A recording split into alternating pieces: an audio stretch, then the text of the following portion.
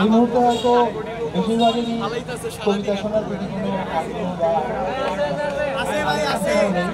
যদিও কবিতা বরাবরই সংখ্যালঘু সম্প্রদায়ের জন্যই। যাই হোক, এই কবিতাটার প্রথম 3 লাইন সাবিকুন্নাহার সোনিয়ের লেখা একটা লেখা থেকে নেয়া। লেখাটা প্রথম দেখেছিলাম বুয়েটের একটা ওয়ালে। তো সেটা দেখার পর এই সামান্য কয়েকটা লাইনের মাঝে যে একটা একাকিত্ব, সমাপ্তি এবং একটা মেলানোকলিক সুর, সেই জিনিসটা দ্বারা প্রভাবিত হয়ে আমি এই কবিতাটাকে আরও একটু এক্সপ্যান্ড করে লেখার চেষ্টা করেছিলাম। যাই হোক, এখন পুরোটা করছি। এই আমি খুব আবেগপ্রবণ, এই আমি খুব জেদি, এই আমি খুব ছেলে মানুষ, এই আমি কিছুটা বাস্তব, এই আমি খুব একা, এই আমি খুব বিস্তৃতি চাই, এই আমি চাই মুক্তি, এই আমি খুঁজি আলোর মাঝে প্রশান্তি আর স্বস্তি, এই আমি চাই আধার ঘরে নিজের কাছেই থাকতে,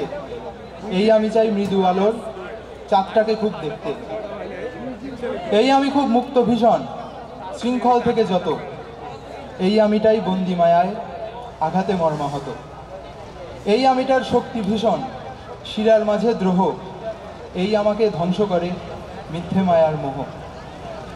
এই আমিটাই সূর্য আছে ভীষণ তাপেও জ্বলে, এই আমিটাই নিজেই নিজেকে হাল ছেড়ে দিতে বলে, এই আমিতে সব প্রশান্তি নিজের মাঝেই সুখ, এই আমিটাই কারোর মাঝে হারাতে উন্মুখ,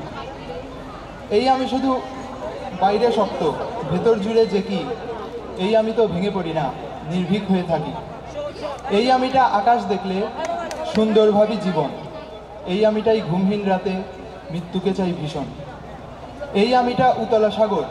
ক্ষণে ক্ষণে শুধু ঢেউ, এই আমাতে শান্ত নদী দেখতে চায়নি কেউ, এই আমি তো বন্ধু নিজে জড়িয়ে রাখি মায়ায়, এই আমিতেই ঘৃণা ভরে আসে কষ্টপ্রধের ছায়ায়, এই আমিটা দোজক বইছি নিজের মনের মাঝে, এই আমাতেই জান্নাত আছে চোখের পাতার ভাঁজে, এই আমিটা হারিয়ে যায় গোলকধাঁধার রাতে, নিজেই নিজেকে খুঁজে পাই আবার অন্য কারো হাতে। ধন্যবাদ।